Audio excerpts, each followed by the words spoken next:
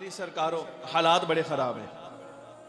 मेरे सरकारों हालात बड़े ख़राब हैं। हालात ऐसे आ गए हैं कि ख़वातीन की बात भी करते हैं, लेकिन अगर मर्दों के एतबार से देखा जाए ना तो जनाबे वाला हद हो गई, हद हो गई। अब वो हद क्या है? मैं बड़ी छोटी छोटी बातें हैं ज़माने में पाई जाती हैं, आपने अपनी आंखों से देखा होगा। निशानदही कर रहा हूँ, जिसको समझ आए वो अपना ले, मगर न इज़ा लम तस्तही फसना मा शिता, जब हया न रहे तो फिर जो चाहे करता रहे। बात समझ आ रही कि नहीं? हम तो दीन का हुक्म आप तक पहुंचा रहे हैं, लेकिन अगर किसी बंदे को समझ ना आए तो फिर मतलब वही है, जब हया न रहे तो फिर बंदा जो चाहे करता फिरे। एक बात जो इस वक्त हमारी गली मोहल्ले में आम है वो ये कि जनाबी वाला ये नौजवान जितने आजकल के नए, ये सुबह हो दोपहर हो शाम हो, जब घर से बाहर निकलते हैं तो इनका लिबास ऐसा नहीं होता कि कहा जा सके जनाब किसी शरीफ घराने का है बंदा। ही जुमला समझ आ रहा है? सख्त होगा, जुमला सख्त होगा, लेकिन हक है। समझ आ रही कि नहीं? दीन हक इस्लाम ने मुस्तफ़ा करीम सल्लल्लाहु अलैहि वसल्लम की शरह शरीफ के अंदर मर्द का सतर ये है, मर्द का सतर ये है कि उसके नाफ के नीचे से लेकर घुटने के नीचे तक ये छुपाना, इस पर सामने से भी और पिछले जिस्म के हिस्से से भी इस पर छुपाना फर्ज है। अगर कोई बंदा घुटना नंगा करे, घुटना नंगा करे तो जनाबे वाला ये बंदा हराम का इर्तिकाब कर रहा है, ये गुनाह कबीरा का मुर्तकिब है, ये अल्लाह और उसके रसूल का मुखालिफ है। बात समझ आ रही कि नहीं? ये नाफ से लेकर घुटने के नीचे तक छुपाना फर्ज है, छुपाना फर्ज है। और जो शरीफ घराने का होगा, इसका मतलब ये नहीं भाई गोडे तक कह रहा है तो गोडे तो 2 इंच थले रख लीजिए, बाकी तो खैर है ना। फिर समझ आ रही कि नहीं? अगला मसला भी सुन लें, जो वाकई किसी शरीफ घराने से ताल्लुक रखता है ना, शरीफ घराने से ताल्लुक रखता है, वो कभी भी इस तरह बेलिबास होकर गली मोहल्ले में बाहर नहीं निकलेगा। जिसके घर की आदत खराब है ना, जिसकी तरबियत खराब है, वो बंदा जरूर भी जरूर ऐसा लिबास इस्तेमाल करेगा।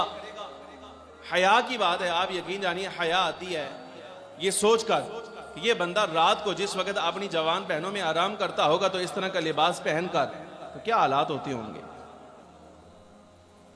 कोई बंदा अपनी बेटी के सामने अगर ऐसा लिबास इस्तेमाल करता होगा कि जनाबे वाला ये घुटने से नीचे सारा कुछ खुला हो और ऊपर भी कुछ ना पहना हो, तो ये कोई हया का कारनामा उसने सर अंजाम दिया है। मुस्तफ़ा करीम सल्लल्लाहु अलैहि वसल्लम का इरशाद गिरामी जिसका मफहूम है, फरमाया जिस वक्त बच्चा 7 साल का हो जाए तो उसको नमाज पढ़ने की आदाब सिखलाओ, जब 10 साल का हो जाए तो मार कर नमाज पढ़ाओ और बेटे और बेटियों के बिस्तर अलग कर दो। भाई जुमला समझ आ रहा है? बेटे और बेटियों के बिस्तर अलग कर दो, यानी 10 बरस की उम्र में तुम्हारे घर का माहौल ये होना चाहिए कि बेटे के साथ अगर आराम करना है तो बाप करे और बेटी के साथ अगर आराम करना है तो माँ करे, लेकिन बहन भाई दोनों एक बिस्तर पर भी जमा ना हो, ये ना सोएं, ये साथ ना बैठें, ये अलग अलग बैठे। ये इस दीन का उसवा है, ये हया है जो आपको 10 बरस की उम्र से दिया जा रहा है। लेकिन कमाल की बात यह है, यानी कमाल शर्म की बात, हया की बात यह है कि 10 बरस की उम्र से इस अंदाज को अपनाना, इस आदत को अपनाना तो दूर की बात है। हालात अब आप ये आ गए हैं कि जनाब गर्मी के नाम पर बेहयाई ये हो गई कि जवान लड़का घर का, जवान बेटा वो लिबास ऐसा इस्तेमाल करता है रात को सोने के लिए। चलो पहले तो रात को सोने के लिए होता था ना, अब ये सुबह नाश्ता लेने के लिए जा रहे हैं, दोपहर को खाना लेने के लिए जा रहे हैं, या छुट्टे के दिन बाहर किसी और काम से जा रहे हैं, तो जनाबे वाला लिबास इनके जिस्म पर पूरा नहीं। बात समझ आ रही कि नहीं?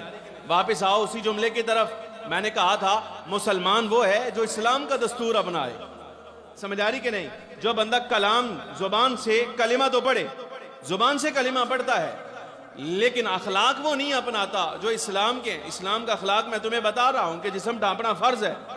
बंदा कलिमा पढ़े लेकिन इस्लाम की आदत और अखलाक ना अपनाए तो मैंने कहा ये रब को धोखा दे रहा है। चाहता ये है कि आखिरत में जहन्नम से बच जाऊं, लेकिन दुनियावी जिंदगी जो है ये फिरौन जैसी गुजार के जाओ। मतलब ये हमारे जमाने में जवानों का हाल ये है, ये जिंदगी फिरौन जैसी गुजारना चाहते हैं, लेकिन आखिरत हजरत मूसा अलैहिस्सलाम जैसी चाहते हैं।